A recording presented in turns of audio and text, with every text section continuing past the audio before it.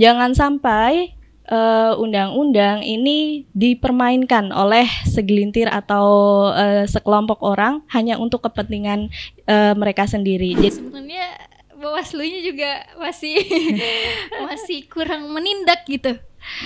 Jadi masyarakat yang ada di Jakarta khususnya Gen Z jangan lagi acuh terhadap politik. Kita tahu sendiri panggung politik ini semakin hari semakin berubah gitu. Berarti Gen Z ini memang sudah sadar dan aware bahwa seperti yang kita tahu ya, bahwa keputusan MK itu kan sudah final dan mengikat dan seharusnya memang tidak ada lembaga yang bisa mengubah itu. Sinyal positif dari masyarakat terhadap politik yang memang sedang terjadi di Indonesia.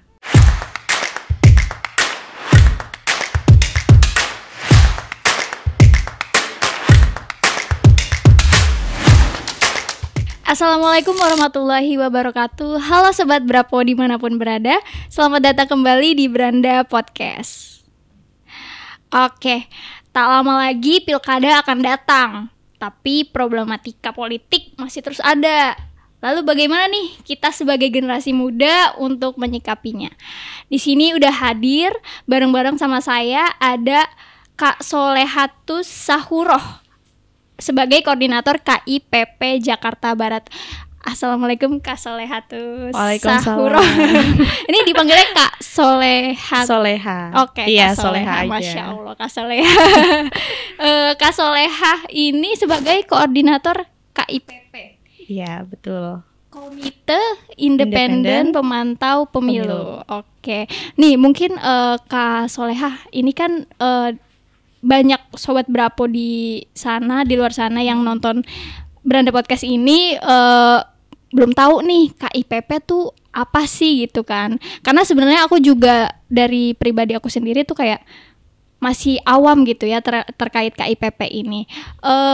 Mungkin boleh dari Kak Soleha sebagai awalan dijelasin secara singkat atau ya panjang juga nggak apa-apa sih.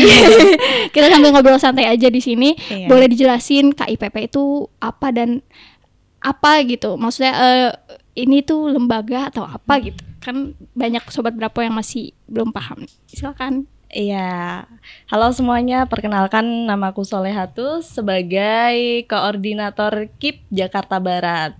Nah, jadi KIPP ini seperti kepanjangannya ya teman-teman semuanya, yaitu Komite Independen Pemilu.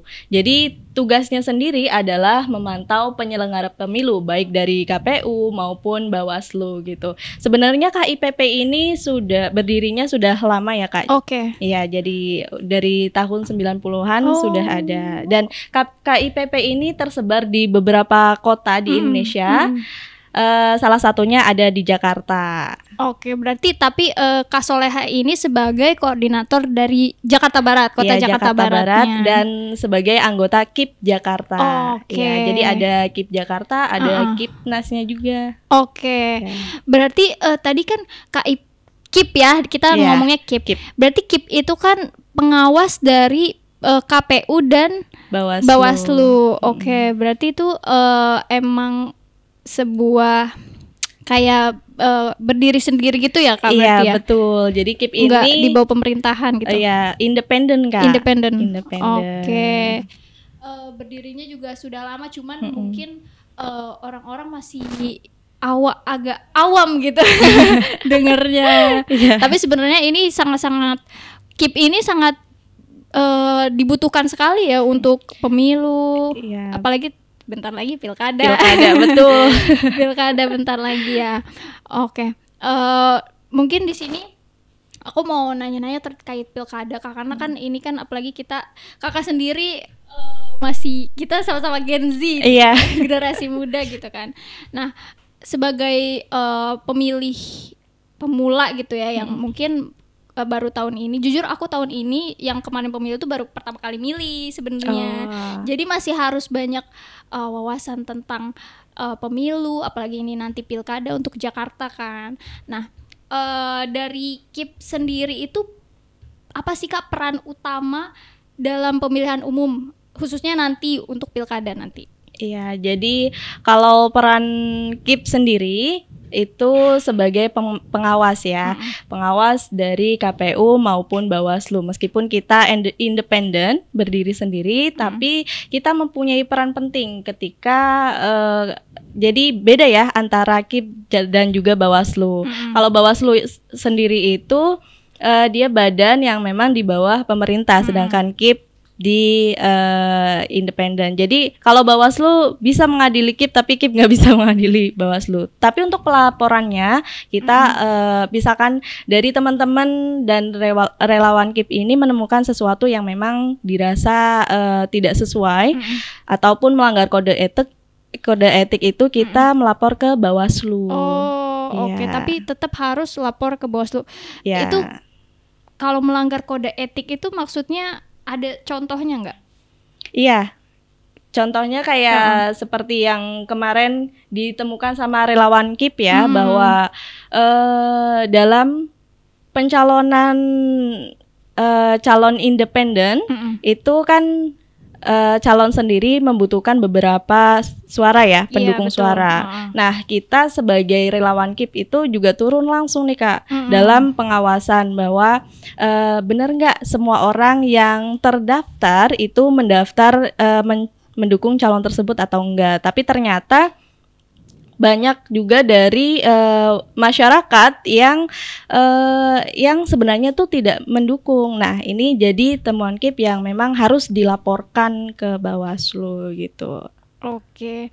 Setelah dilaporkan ke Bawaslu, apakah ada kelanjutan dari Bawaslu? Iya, dari kemarin itu kalau misalkan sudah ditanya nih sama orangnya bahwa saya tidak mendukung, itu langsung di TMS-kan Kak, sama tim verifikatornya langsung sih. Oke, berarti KIP sendiri itu kan tersebar di berbagai daerah ya. Iya. Berarti contohnya kemarin pas pemilu itu ada suatu temuan di daerah Jakarta ya berarti betul. yang ada kasus seperti itu.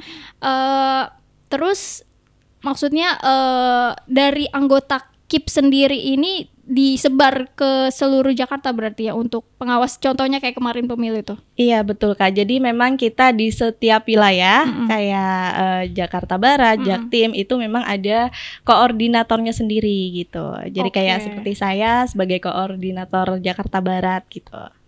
Jadi memang ditugaskan untuk turun di wilayah koordinatornya. Oke, berarti KIP itu, wah ini pengetahuan baru ya. Ternyata ada sebuah komite untuk mengawasi pemilu. Tapi ini kan pemilu, nanti pilkada berarti tetap ada andilnya juga KIP. Iya, kita tetap ikut andil dalam pengawasan penyelenggara pemilu ya, maupun pilkada, baik pengawasan terhadap KPU maupun Bawaslu. Sampai ditetapkan gubernur terpilihnya nih Kak. Berarti benar-benar dari awal banget gitu ya Kak? Iya, dari awal, dari proses pencoklitan, terus penetapan DPS, dari proses verifikator itu kita alhamdulillahnya turun langsung Kak. Jadi memang mengetahui kondisi secara realitanya seperti apa gitu. Berarti kalau misalnya ada kecurangan ternyata sebenarnya udah ada pengawasnya, udah ada KIP sendiri gitu sebagai pengawas. Jadi mungkin masyarakat kan kadang suka suka berasumsi kalau misalnya ini ada kecurangan misalnya di wilayah kecamatan mana, padahal di situ sudah ada juga pengawas-pengawas di bawah Bawaslu berarti ya Kak ya?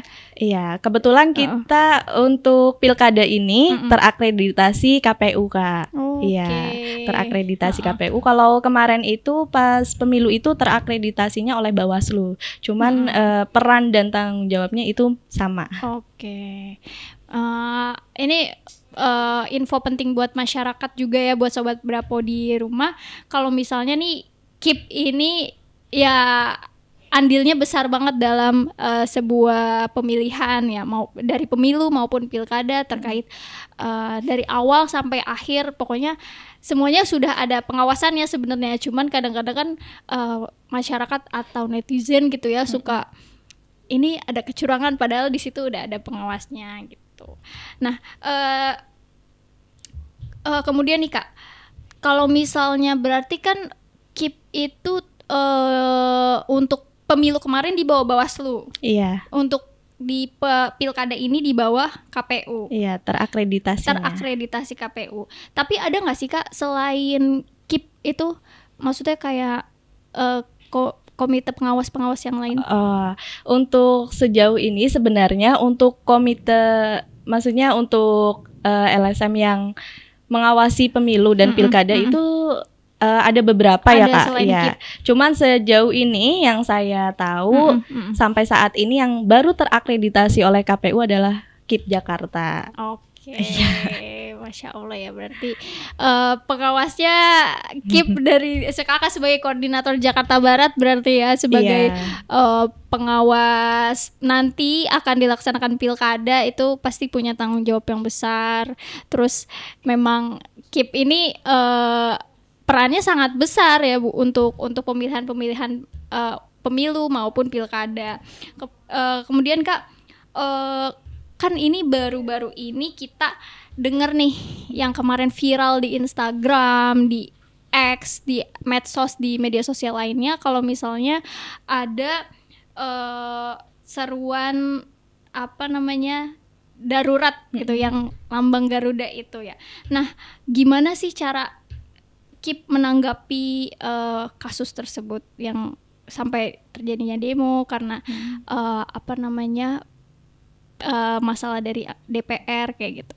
Iya, jadi kalau KIP sendiri dalam menanggapi hal itu sebenarnya sampai terjadinya demo itu memang hal yang wajar ya Kak. Dan itu salah satu wadah bagi para kita ya sebagai masyarakat, elemen terutama mahasiswa dan siswa sebagai bentuk demokrasi di dalam suatu negara. Nah, tapi ketika melihat FIDEM demokrasi indeks 2024 memang indeks tersebut itu turun Kak. Ya, yang awalnya dari 0,43 turun menjadi 0,36. Nah, ini kan memang sesuatu yang cukup darurat juga ya. Iya. Hampir mendekati 0 gitu loh Kak.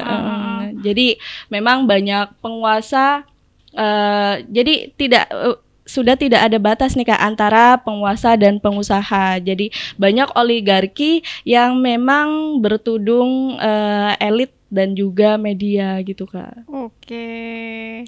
Dari KIP sendiri tuh ada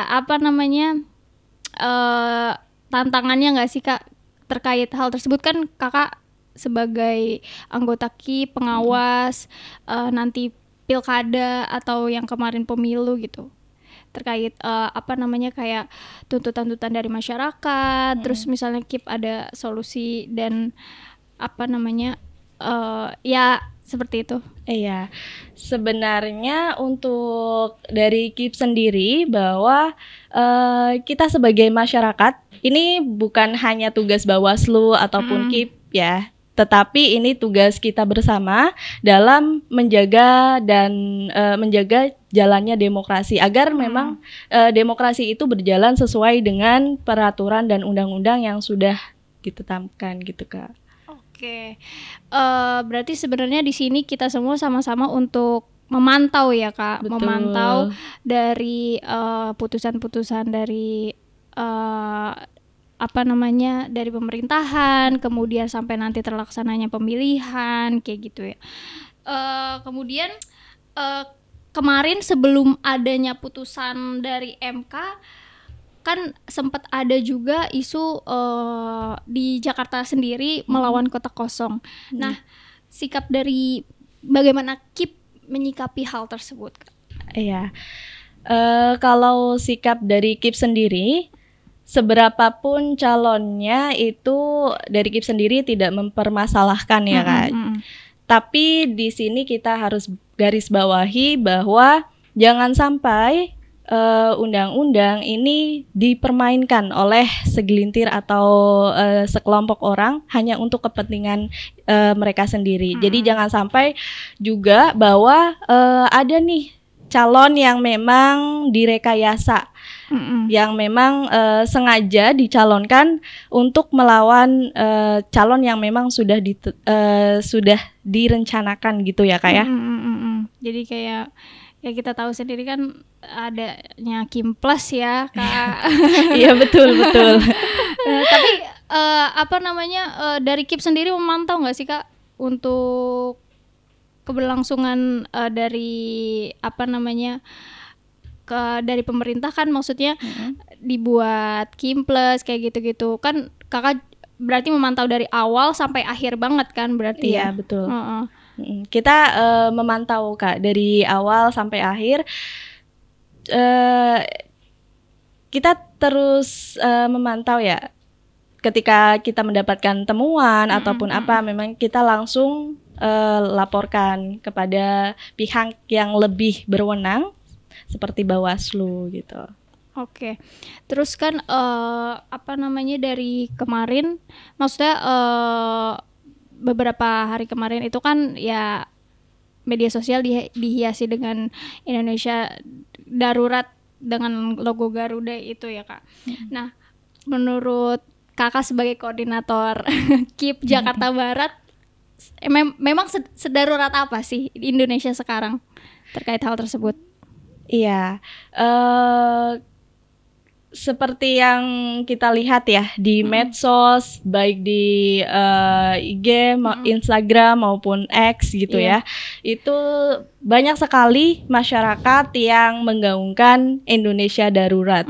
Memang Indonesia ini kalau dari KIP sendiri ya melihat ya cukup darurat Kak. Tapi alhamdulillahnya Gen Z ini banyak yang sudah melek akan politik. Jadi nggak acuh lagi nih terhadap politik gitu. Mereka sadar ketika ada RUU yang memang sebenarnya kan kemarin kan demo itu karena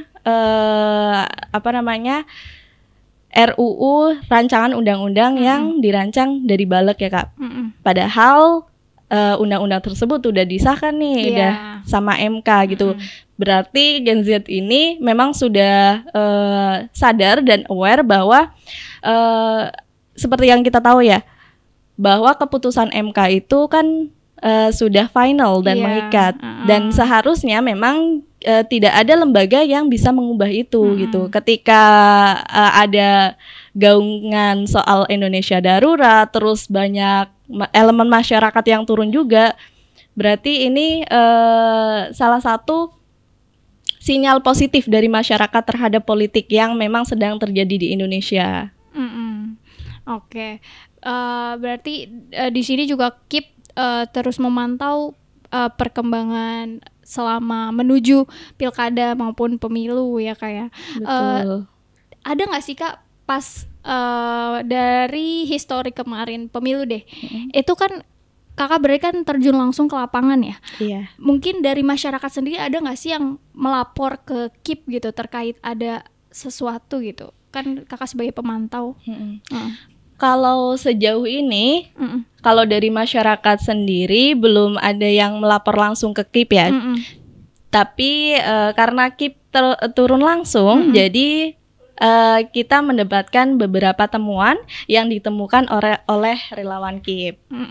Seperti berarti relawan langsung yang menemukan hal tersebut ya. Betul. Oke. Tugasnya berat. Tugasnya berat. Kalau misalnya ada masyarakat yang melapor ke dari Kakak sebagai KIP meneruskannya ke Bawaslu bagaimana? Iya, kita akan terbuka terhadap masyarakat yang memang ada kecurigaan dan melapor ke KIP. Kita akan langsung laporkan ke Bawaslu. Seperti kemarin teman-teman relawan KIP itu menemukan beberapa waktu Verfak ya Kak. Waktu Verfak itu menemukan bahwa banyak dari masyarakat yang tidak mengakui bahwa mereka mendukung suatu calon independen gitu. Tapi karena langsung di TMS kan sama tim verifikator, jadi nggak jadi ini kita nggak melaporkan lagi ke Bawaslu-nya. Oke, berarti itu sebenarnya kalau bisa atasi oleh tim verifikator, nggak harus diteruskan ke Bawaslu. Betul, karena tim verifikator sendiri sudah menjalankan tugasnya dengan baik. Jadi karena kita kan sebagai pengawas saja ya Kak. Jadi ketika mereka menjalankan tugas dengan baik, maka tugas kita ya udah selesai. Oke, kecuali tim verifikator nggak bisa nyelesain masalah itu. Betul. Baru diteruskan ke Bawaslu. Iya, ataupun melanggar aturan gitu ya Kak. Oke. Ada nggak, kakak pernah dengar nggak sampai ke Bawaslu, harus nyelesain permasalahan tentang kecurangan di suatu daerah tentang pemilu kemarin? Untuk di Bawaslu? Ada apa namanya, kayak laporan gitu dari KIP sendiri, terus meneruskan ke Bawaslu, misalnya di daerah mana nih gitu. Ada nggak yang kayak gitu? Kalau di Bawaslu memang kemarin ada laporan dari KIP, cuman kurang ditindaklanjuti, akhirnya kita rilis Kak. Iya betul, berarti, kita bikin press release sendiri gitu. Berarti sebenarnya Bawaslu-nya juga masih kurang menindak gitu ke atas laporan tersebut. Iya, mungkin karena masih bisa ditangani dan memang bukan bersifat urgent gitu ya. Tapi kita setiap temuan pasti kita laporkan. Oke. Tapi sebenarnya KIP itu ini kan, gak maksudnya kayak ya tapi karena kakak kasusnya masih bisa diatasi oleh tim verifikasi ya. Jadi maksudnya belum nyampe ke Bawaslu. Cuman itu di daerah luar Jakarta berarti pernah. Kalau gitu. Sejauh ini kita fokus di Jakarta ya. Cuman kalau untuk di luar Jakarta belum tahu. Oke. Kemudian Kak, ini kan kita tahu sendiri panggung politik ini semakin hari semakin berubah gitu ya. Kemarin melawan kota kosong, kemudian sekarang juga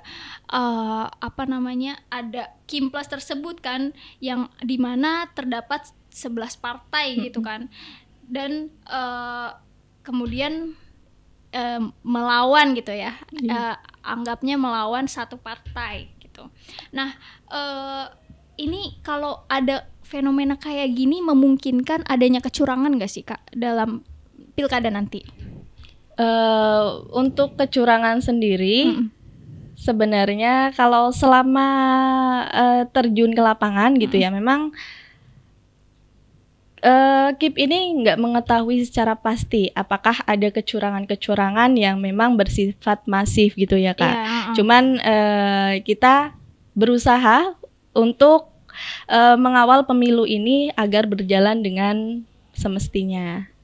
Oke, berarti sebenarnya ya nggak bisa memprediksi sendiri dari KIP ya apakah ada kecurangan, karena yang mungkin adem ayem aja bisa aja ada sebuah kecurangan gitu ya. Iya betul Kak. Oke, apalagi yang kalau kecurangan terlihat masih bisa nih kita lihat, kita pantau gitu kan Kak, langsung bisa kita laporan. Cuman kalau kecurangan yang bersifat masif, KIP juga nggak bisa judge gitu. Ini ada kecurangan gitu. Karena kita nggak punya bukti dan segala macam. Kita kan harus berbicara sesuai bukti dan memang temuan yang kita temukan gitu kan Kak. Nah, kalau misalnya kakak menemukan misalnya terjun langsung ke lapangan terus merasa ini ada indikasi kecurangan gitu, indikasi kecurangannya itu gimana Kak? Salah satu contohnya kalau kita ngelihat lagi ya Kak, RUU dan Undang-Undang Pilkada, jadi memang apa saja yang menjadi syarat-syarat, kayak misalkan dalam stiker coklat itu harus tercantum A, B, C, dan D. Ketika tidak ada salah satunya, berarti itu menjadi temuan KIP bahwa ini tidak sesuai nih Kak. Jadi kita memang balik lagi, kita tetap berpedoman pada UU Pilkada. Berarti kalau misalnya udah keluar dari UU Pilkada itu termasuk ke indikasi kecurangan yang terjadi di masyarakat gitu.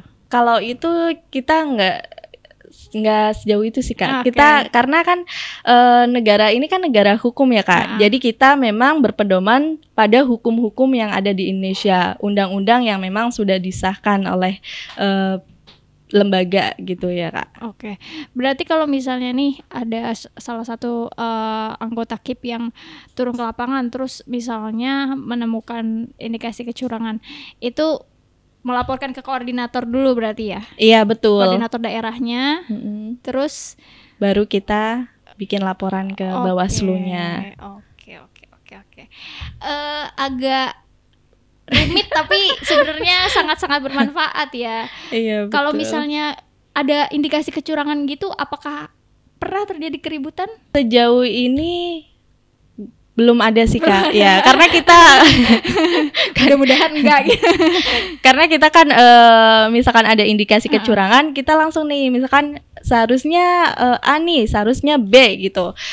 Kita harus selesaikan secara damai dulu. Kalau misalkan mereka mau menindaklanjuti, ya udah kan Kak, selesai gitu. Tapi ketika mereka nggak menindaklanjuti, itu kan yang menjadi PR gitu kan. Iya ya, harusnya sudah dilaporkan gitu ya. Iya. Tapi dari tim verifikasinya ya yang tidak melanjuti. Apa namanya, untuk generasi muda ini, generasi Z ini, ada nggak sih Kak?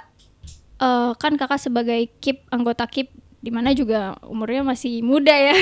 Ada feedbacknya nggak sih Kak? Maksudnya dari generasi muda melihat KIP ini? Untuk generasi muda ya Kak? Iya, maksudnya kayak ada omongan nih, oh ternyata KIP ini apa sangat-sangat bermanfaat nih buat generasi muda yang dimana juga masih pemilih pemula, terus kan harus benar-benar dipantau kan dalam penyelenggaraan pilkada ini. Maksudnya ada feedback untuk aku sendiri. Untuk terutama kan Kakak sebagai koordinator Jakarta Barat nih ya. Iya. Apalagi pas mungkin masyarakat ini kan awam gitu ya. Ini udah ada Bawaslu, terus tiba-tiba ada KIP atau dari pemantau pemilu ini. Maksudnya dari masyarakat sendiri gitu ada sebuah feedback yang gitu nggak? Kalau untuk saya pribadi ketika bergabung di KIP ini, feedback yang saya rasakan adalah kita sebagai anak muda, terutama generasi Z ya, itu jadi lebih aware terhadap politik, jadi nggak bersikap skeptis. Dan apa sih feedback yang didapatkan masyarakat ketika koordinator dari KIP ini per wilayah itu ada, jadi ketika masyarakat nih yang menemukan adanya indikasi kecurangan dari pilkada ataupun pemilu, bisa langsung melapor ke KIP. Jadi nggak usah langsung datang ke Bawaslu, bisa dilaporkan dulu ke KIP. Karena kan ketika suara satu orang itu akan ini ya Kak, apa namanya, nggak terlalu didengar gitu ya. Tapi ketika kita berkelompok itu lebih akan lebih berpower gitu untuk menyuarakan apa yang memang harusnya disuarakan. Oke, jatuhnya sebagai perantara antara suara masyarakat. Iya, suara masyarakat. Kalau misalnya masyarakat ada yang lapor nih, ini ada kecurangan nih, terus dari KIP-nya sendiri langkahnya gimana tuh Kak? Ketika masyarakat lapor, tentunya kita harus mengkaji lagi ya Kak. Misalkan lapor ada kecurangan tentang verifikator atau apa, kita harus kaji lagi, kita datangi lagi, terus kita lihat apakah benar gitu, baru kita melaporkan. Jadi KIP juga nggak semena-mena langsung ketika ada yang melapor langsung kita terima, kita kaji ulang lagi gitu Kak. Apakah benar berita yang disampaikan ataukah enggak gitu. Harus dari pengkajian itu berarti harus ada bukti-bukti yang konkret ya? Iya betul Kak. Rencana untuk di wilayah Jakarta Barat dulu deh. Rencana Kakak sebagai koordinator dari lembaga KIP ini yang dimana memantau penyelenggaraan pemilu maupun pilkada dalam menciptakan pemilu yang adil, damai dan rahasia itu dan transparansi tentunya, itu gimana Kak? Kalau dari KIP sendiri, yang pertama kita lakukan adalah sosialisasi. Sosialisasi terutama kepada Gen Z ya. Karena ketika belum masuk waktu pilkada ini kan tanggal 27 November ya. Masih ada waktu bahwa ketika teman-teman pemilih pemula harus aware nih, siapa nih pemimpin yang memang mempunyai kapasitas dan kapabilitas bahwa dia cocok untuk menjadi pemimpin gitu. Itu kan salah satu bentuk dari KIP sendiri untuk menjalankan sebuah demokrasi yang memang berintegritas gitu. Setelah itu KIP juga turun langsung nih ketika ada seperti pencoklitan, terus verifikator, penetapan DPS. KIP itu selalu hadir dalam melakukan pengawasan gitu. Jadi kita memang selalu mengusahakan agar demokrasi ini berjalan sebagaimana mestinya. Gitu. Untuk program dari KIP itu sendiri sosialisasi ya berarti ya? Ada beberapa program, termasuk kayak seperti sosialisasi, terus kita melakukan pengawasan langsung, itu yang menjadi poin dan peran utama sih Kak. Pada hari H di mana pencoblosan terjadi ya? Sebelumnya juga, karena kan kita udah melakukan turun langsung melakukan pengawasan verifikator gitu ya, pencoklitan gitu. Jadi seluruh rangkaian dari pilkada itu kita sudah melakukan pengawasan Kak. Berarti memang berperan pentingnya menuju nggak pas hari H aja ya, tapi dari proses awal sampai akhir. Betul. Kemudian kalau misalnya sosialisasi itu ya, anggaplah sebagai sosialisasi, berarti terjun langsung masyarakat untuk menyuarakan pemilihan nanti gitu ya. Iya, betul. Maksudnya kalau misalnya ada kecurangan gitu, bisa melaporkan ke KIP terlebih dahulu kayak gitu. Iya, betul. Dan mengedukasi masyarakat, terutama pemilih pemula, apa saja nih yang memang sebenarnya dia tuh mungkin udah bisa memilih gitu. Karena salah satu yang menjadi syarat pemilih pemula adalah berusia 17 tahun atau sudah atau pernah menikah. Jadi meskipun belum berusia 17 tahun, ketika sudah atau pernah menikah berarti dia wajib memilih. Nah, ini kan terkadang masih menjadi ini ya isu yang sebenarnya masih boleh milih nggak sih? Nah, itu kita mengedukasi masyarakat juga terkait itu. Nah, kita juga turun langsung terhadap pengawasan ya. Jadi nggak cuman ketika hari H aja. Jadi sebelum hari H kita melakukan pengawasan, ketika hari H juga melakukan pengawasan. Tapi nggak cukup di situ Kak. Ketika sudah pemilihan di hari H, kita juga masih melakukan pemantauan ketika penetapan. Ya, jadi kita melakukan penetapan sampai ditetapkannya gubernur terpilih. Oke. Ada di Jakarta ini kan banyak ya Kak. Maksudnya orang-orang, Kak kan sebagai dari koordinator Jakarta Barat, banyak orang-orang Jakarta yang hanya tinggal di Jakarta tapi sebenarnya berasal dari luar daerah. Nah, itu tuh kadang ya orang-orang di sekitar aku aja nih ya, itu banyak yang malas Kak buat ngurusin data berkas-berkas untuk pemilihan itu. Kayak kemarin contohnya pemilu. Nah, itu tuh sebenarnya jadi masalah nggak sih buat KIP? Sebenarnya itu nggak jadi masalah buat KIP ya, karena balik lagi tugas kita adalah mengawasi. Tetapi KIP sangat menyayangkan ketika ada kotak suara yang memang nggak digunakan gitu. Jadi terbuang sia-sia, dari anggaran juga tersia-sia ya kan Kak. Ya kan udah dicetak nih tapi nggak dipakai kan sia-sia. Terus menyayangkan juga ketika suara ini tuh harus kosong gitu. Kita nggak tahu, maksudnya bisa saja suara yang nggak digunakan itu disalahgunakan sama pihak-pihak yang memang membutuhkan. Nah, itu kan berarti kalau misalnya kayak gitu ada indikasi terjadinya kecurangan?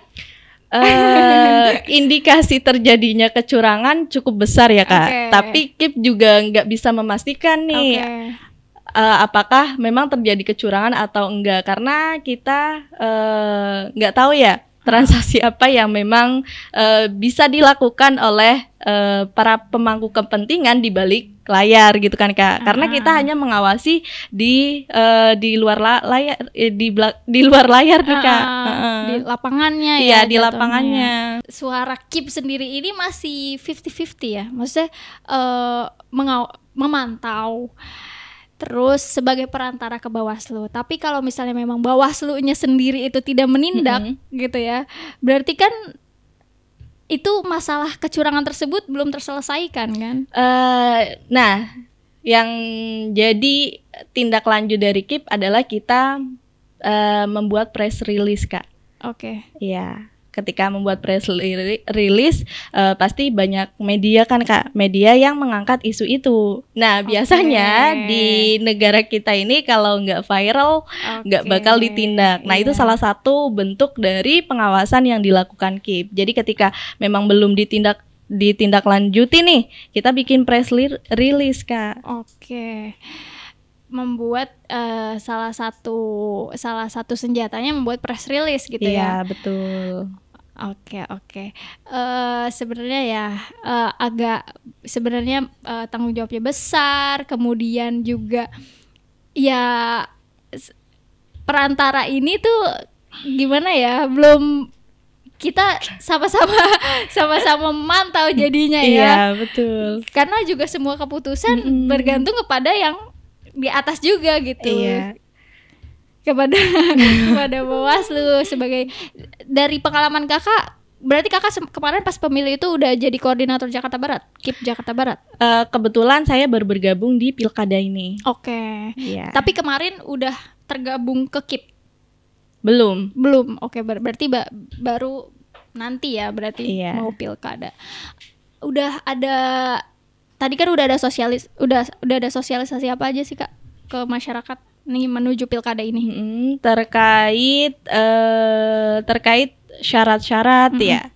Terkait syarat-syarat pemilih umum itu seperti apa, itu memang yang sedang disosialisasikan gitu Kak. Oke. Dan juga hari H pemilihan. Kalau misalnya ya, kan berarti ada sebuah kecurangan. Misalnya ya, kan karena tadi Kakak kasusnya ini udah selesai di verifikasi tim verifikasi gitu kan. Nah, kalau misalnya tim verifikasi tidak bisa diselesaikan ke Bawaslu, kemudian Bawaslu tidak menindak, akhirnya KIP merilis press release gitu ya, tapi juga tidak ada dampak apa-apa, apakah itu kerja dari KIP itu tidak terlaksana dengan baik gitu? Oh enggak, karena KIP sendiri ini kan komite independen ya Kak, yang memang kita ini hanya sebagai relawan dalam pemantau pemilu. Beda nih Kak dengan Bawaslu. Ketika Bawaslu dia badan yang memang di bawah pemerintah gitu. Bahkan KIP ini juga nggak dapat anggaran nih Kak dari pemerintah gitu kan. Independen ya. Iya, independen. Berkerja untuk negeri, abdi. Iya, untuk jadi ketika kita sudah menjalankan apa yang memang menjadi ranahnya pengawasan demokrasi, kita nggak ada acuan bahwa sudah melakukan tugas dengan benar atau enggak, karena kita sebagai relawan Kak. Oke. Iya. Oke. Tapi sebisa mungkin kita mengawas dan mengawasi pemilu dan pilkada ya. Oke. Ketika ada kecurangan ataupun apa. Karena itu sebenarnya tugas kita bersama juga kan. Betul. Memang agak gimana ya? Memang orang yang sepenuh hati mau memantau pemilu pilkada berjalan dengan baik, dengan transparan, dengan bersih gitu ya, dengan tidak adanya tingkat kecurangan kayak gitu. Oke, mungkin terakhir Kakak boleh ngasih pesan kepada masyarakat, terutama buat Gen Z ya, apalagi ini kan yang sudah mulai melek politik ini kan Gen Z ya, terkait pilkada nanti.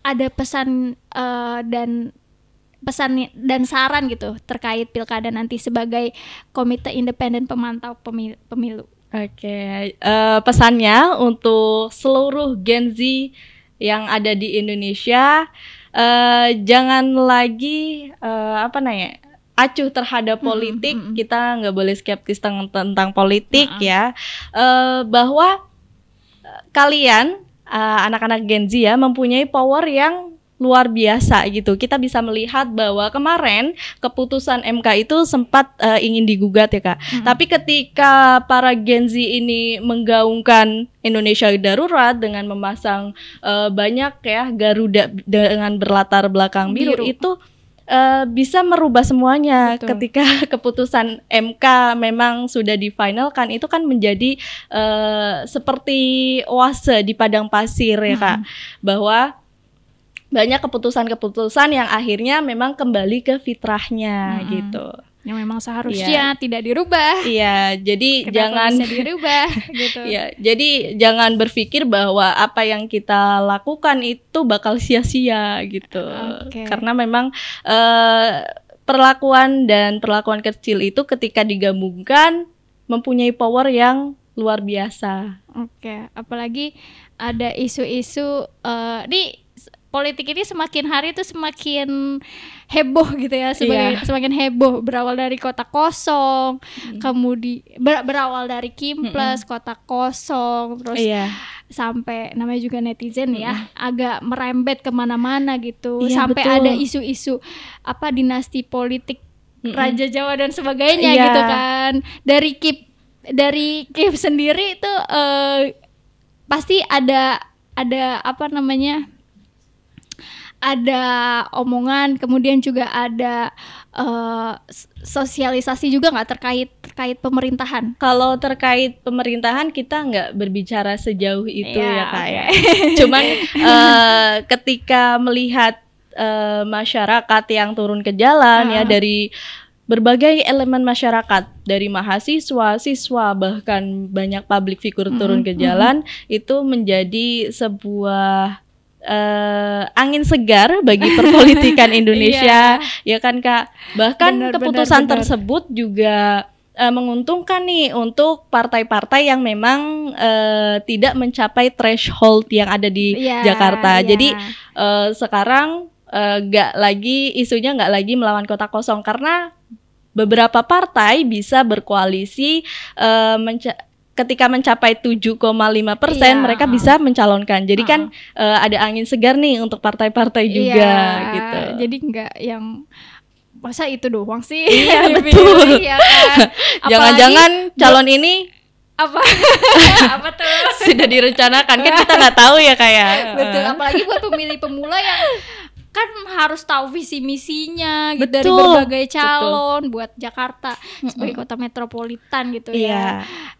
Buat pemula-pemula yang dimana kan dia pasti masih bingung gitu ya, masih harus survei nih visi misi mana, calon mana yang sesuai menurut diri pribadi untuk kemajuan Jakarta tentunya ya gitu. Kalau untuk ke-awareness masyarakat, terutama masyarakat Jakarta ya, ini menjadi salah satu poin penting karena DKI Jakarta ini menjadi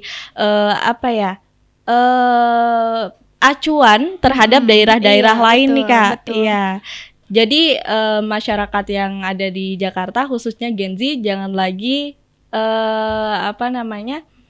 acuh terhadap politik ya. Ketika kalian ingin memilih pemimpin, jangan lupa ditelusuri dulu, dikaji dulu apa sih yang menjadi visi misinya, apakah dia mempunyai track record di politik yang bagus, terus juga apakah dia memang mempunyai kapabilitas yang cukup mumpuni untuk memimpin kota sebesar kota Jakarta gitu. Oke, sebenarnya isu-isu politik kemarin ada plus minusnya ya. Untuk generasi muda jadi lebih tahu, lebih aware juga, lebih bersuara kan, daripada ya sebenarnya sebagai bener angin segar ya daripada berita-berita seleb terus ya kan. Iya. Mendingan isu-isu politik jadi generasi muda makin bisa tahu dan lebih bijak dalam memilih nanti ketika pilkada.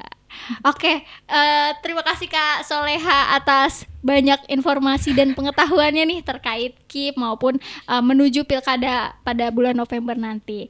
Oke, mungkin sampai di sini aja Sobat Brapo untuk podcast kita kali ini. Jangan lupa untuk terus lihat, tonton di YouTube NU Online Jakarta untuk episode podcast berikutnya yang gak kalah seru pastinya. Oke, terima kasih. Sekian, wassalamualaikum warahmatullahi wabarakatuh. Dan jangan lupa follow IG-nya KIP Jakarta. Boleh, silakan. Follow IG-nya apa Kak? IG-nya KIP Jakarta. Teman-teman jangan lupa di-follow ya. Silakan KIP Jakarta. teman-teman. KIP Jakarta. Terima kasih. Terima kasih. Assalamualaikum warahmatullahi wabarakatuh.